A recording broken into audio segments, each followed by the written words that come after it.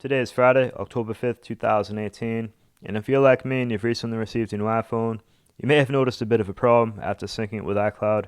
When you go into iTunes on your phone and you click on songs up here, apparently Apple forgot to put the icon up here so that you can easily just download all of your music with the push of a button.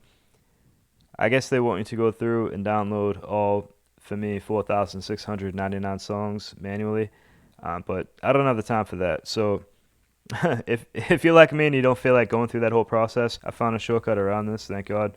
What you can do is go into your iTunes on your computer, go to File, New Smart Playlist,